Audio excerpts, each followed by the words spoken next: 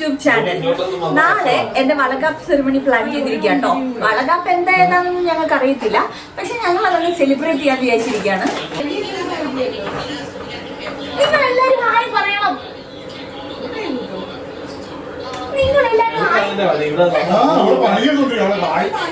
ഞാനൊരു പണിയെടുക്കാതെ ഇപ്പൊ നിങ്ങൾ അങ്ങനത്തെ ഒരു പ്രതീതിയാണ് ക്രിയേറ്റ് ചെയ്യുന്നത്. ഞാനൊരു പണിയെടുക്കുന്നില്ല, ഇവരെല്ലാം പണിയെടുക്കുക. ഹായ് ഒന്നുകൂടി പറയാം അല്ലേ? Hello everyone, welcome back to my YouTube channel. Hi ചേട്ടാ, ഹായ്.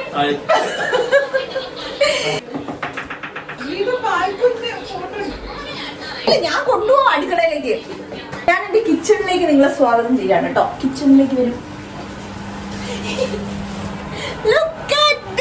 ഇതാണ് പാൽക്കൊഞ്ച് ഗൈസ്, പാൽക്കൊഞ്ച്. ഇത് നാളത്തേക്കല്ല, ഇന്നത്തേക്ക് ഗീതുന് സ്പെഷ്യൽ. എന്താണ്ടായിരുന്നു ചേട്ടാ? ഇത് നാളത്തേക്കുള്ള ചിക്കൻ ഫ്രൈക്ക് ഞങ്ങൾ കറക്റ്റ് വെച്ചേക്കുക. വെജിറ്റേറിയൻ ഫുഡ് അല്ല, അല്ല, കുറച്ച് നോൺ വെജ് കൂടി മിക്സ് ചെയ്ത് കുറച്ച് എരിവും പൊടിയൊക്കെ വേണം. ചേച്ചി സ്കോർ ചെയ്യുന്നു. യഥാസദാ ഫാമിലി എന്ന് പറഞ്ഞൊരു ഗ്രൂപ്പ് ഉണ്ട്. ആരും ഫോളോ ചെയ്ത് എന്റെ വൈഫിന്റെ.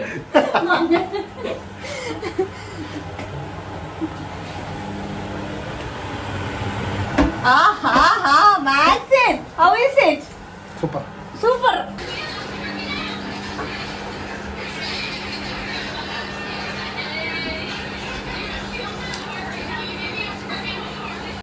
ഞാൻ ആദ്യമായിട്ടാട്ടോ പാൽക്കൊഞ്ച് കഴിക്കണത്. പാൽക്കപ്പാന്ന് കേട്ടിട്ടുണ്ട്, അത് കഴിച്ചിട്ടുണ്ട്. എന്തായാലും സംഭവം കിടക്കി. ഞാനും ബേബിയും എൻജോയ് ചെയ്തു. അപ്പം നമ്മുടെ വീട്ടിൽ തന്നെ ചെറുതായിട്ട് സെലിബ്രേറ്റ് ചെയ്യാനാണ് പ്ലാൻ ചെയ്തിരിക്കുന്നത്. സമ്മതിക്കില്ല, ഇവരാണ് ആദ്യം എത്തിയത്. കാരണം നാളത്തെ കുക്കിംഗ് ഡിപ്പാർട്ട്മെന്റ് ചേച്ചിയുടെ വകയാണ്. ചേട്ടനുണ്ട്. ഓക്കെ, പക്ഷെ ഈ വളകാപ്പിനെ കുറിച്ച് എനിക്ക് വലിയ ഐഡിയ ഒന്നുമില്ല. നമ്മളിങ്ങനെ എല്ലാ സെലിബ്രിറ്റീസും വളകാപ്പ് സെലിബ്രേറ്റ് ചെയ്യുന്നു, അങ്ങനെയൊക്കെ കാണുന്നു എന്നല്ലാതെ എന്റെ വീട്ടിലൊന്നും ഇന്നേ വരെ ആരും വളകാപ്പ് ഫംഗ്ഷൻ ഒന്നും നടത്തിയിട്ടില്ല. ചേച്ചി, എന്താണ് വളകാപ്പ്? വളകാപ്പിനെ കുറിച്ച് ആധികാരികമായി സംസാരിക്കാനൊന്നും എനിക്കറിയില്ല. എന്നിരുന്നാലും ഞാൻ പറയാം. ഒരു ഗർഭിണിയായ സ്ത്രീ ജീവൻ പോകുന്ന വേദന സഹിച്ചും ഒരു ജീവൻ ഭൂമിയിലേക്ക് കൊണ്ടുതരുന്നത് സെലിബ്രേറ്റ് ചെയ്യുന്നതാണ് വളകാപ്പ് എന്നാണ് എനിക്ക് തോന്നുന്നത്. പിന്നെ നമ്മൾ പറയും, നമ്മൾ വളകാപ്പിന് നേരെ വളകളൊക്കെ ഇടൂലേ, വളകിലുക്കം കേൾക്കുമ്പോൾ കൊച്ച് കൂടുതൽ അതിന് എന്തൂസിയാസ്റ്റിക് ആവും കൊച്ച് എന്നൊക്കെയാണ് പറയുന്നത്. വലിയ ഫംഗ്ഷൻ ഒന്നും അല്ല, ചെറിയൊരു ഫംഗ്ഷൻ ആണ്. നമ്മുടെ വീട്ടിൽ വെച്ച് നടത്തുന്നതുകൊണ്ട് അടുത്ത കുറച്ച് ഫ്രണ്ട്സിനെ മാത്രം. 5 മണിക്ക് ട്രാവൽ ചെയ്തതാണ് അടുത്ത്.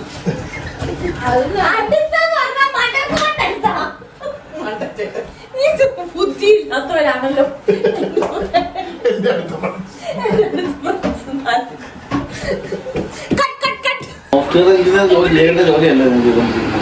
ഇങ്ങനെയൊക്കെ എണ്ണിപ്പെറുക്കുമെങ്കിലും ചേട്ടന് ഏറ്റവും ഇഷ്ടമുള്ള കാര്യമാണ് cooking.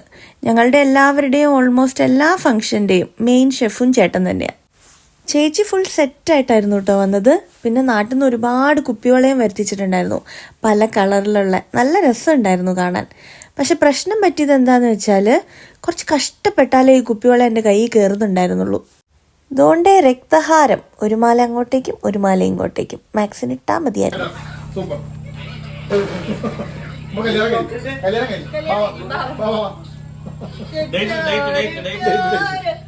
You and you date. Come.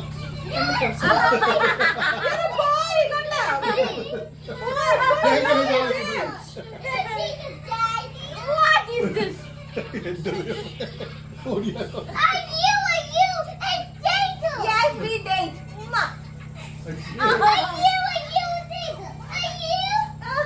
നിങ്ങൾ ഡേറ്റ് ചെയ്യുന്നു. വേലിയിലിരുന്ന് മൂർക്കം പാമ്പിനെ എടുത്ത് തോളത്ത് വെച്ച പോലെയായി. ഒരാവശ്യമില്ലായിരുന്നു. ഞങ്ങളുടെ കൂട്ടത്തിലെ വൈറ്റ് വാഷ് അടിച്ച സന്താനാണവൻ. Welcome to my YouTube channel.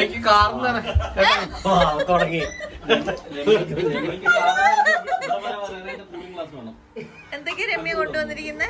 പപ്പടം, ജിലേബി, ഒന്നും കിട്ടുന്നില്ല, നെയ്യപ്പം. അല്ലടാ നമ്മള് മേടിച്ചു. എന്തിയാ ഇത് ചിരിച്ചേ? എഴുത്തുമാരെ അറിയുന്ന ആരെങ്കിലും കൊടുക്കും. നിനക്ക് മലയാളത്തിൽ A+ ആയില്ലേ? ഹിന്ദി അല്ലെങ്കിൽ എഴുതി തരായിരുന്നു. ഇതാരും എഴുതിയതുള്ളൂ. കണ്ടാ സൂപ്പർ. വരും ചേച്ചി, നന്നായി എഴുതാൻ അറിഞ്ഞാൽ മതി. അങ്ങനെ നന്നായി എഴുതാനുള്ള ഉത്തരവാദിത്തം ഞങ്ങൾ രാഹുലിനെ അങ്ങ് ഏൽപ്പിച്ചു. അവരത് നല്ല വെടിപ്പായിട്ട് ചെയ്തു. ഇത്ര നല്ല ഹാൻഡ് റൈറ്റിംഗ് ഇവനുണ്ടായിരുന്നു എന്ന് ഞങ്ങൾക്കറിയില്ലായിരുന്നു. പിന്നെ 2 കുഞ്ഞു കാലുകളുടെ ആവശ്യമുണ്ടായിരുന്നു. അത് വരയ്ക്കാൻ ബുദ്ധിമുട്ടായതുകൊണ്ട് ധനുവിൻ്റെ കാല് കടലമാവിൽ മുക്കിയിട്ട് ഇലയിൽ അങ്ങ് പതിപ്പിച്ചു. പിന്നെ നാളെ ഉടുക്കാനുള്ള എൻ്റെ സാരിയുടെ പ്ലീറ്റ് രമ്മി ഇന്ന് തന്നെ അങ്ങ് എടുത്തു വെച്ചു. സോ ഇതിൻ്റെ പുറകെ ഇനി നാളെ നടക്കണ്ടല്ലോ. അടുത്തതായി അവൻ്റെ കടന്നുവരവായിരുന്നു. The one and only Pranav Prasannan. എനിക്ക് പ്രണവിനെ നാട്ടിൽ നിന്ന് തൊട്ടുള്ള പരിചയമാണ്. ഞങ്ങൾ രണ്ടുപേരും ഒരു കമ്പനിയിലാണ് വർക്ക് ചെയ്തുകൊണ്ടിരുന്നത്. പക്ഷെ ഇവന് മെഹന്തി ഇടാനുള്ള കഴിവുണ്ടെന്ന് ഞാൻ അറിയണത് ഇപ്പോഴാണ്. പ്രൊഫഷണൽ മെഹന്തി ആർട്ടിസ്റ്റ് ഒന്നും അല്ല കേട്ടോ. അവൻ ചെറുതായിട്ട് വരയ്ക്കും. ഞാനതങ്ങ് മുതലാക്കി. കുറച്ചു നേരം ഇരുന്നപ്പോൾ തന്നെ ഞാൻ ടയേർഡായി. പിന്നെ ഞാൻ സോഫയിൽ മറിഞ്ഞും തിരിഞ്ഞും ഒക്കെ കിടന്ന് എങ്ങനെയൊക്കെയോ കംപ്ലീറ്റ് ആക്കി. എന്തായാലും പ്രണവിനെ സമ്മതിച്ചേ പറ്റുള്ളൂ. കാരണം 2 മണിക്കൂറൊക്കെ എടുത്തു അവനിത് ഫിനിഷ് ചെയ്യാൻ. നല്ല ക്ഷമ വേണ്ട ഒരു ജോലിയാണിത്. പോരാത്തതിന് എന്നെപ്പോലെ തീരെ കോപ്പറേറ്റ് ചെയ്യാത്ത ഒരാളെ കൂടി കിട്ടിക്കഴിഞ്ഞാൽ പിന്നെ കൂടുതലൊന്നും പറയണ്ടല്ലോ. ഞാൻ ഫുൾ ടൈം ഉറക്കമായിരുന്നു ഗൈസ്. പിന്നെ അശോകന് ക്ഷീണമാവാം എന്നാണല്ലോ. അപ്പോൾ ഓക്കെ, ബൈ ബൈ. നാളത്തെ വിശേഷങ്ങൾ പിന്നെ ഷെയർ ചെയ്യാവേ. ഞാൻ ബാക്കി പോയി ഉറങ്ങട്ടെ.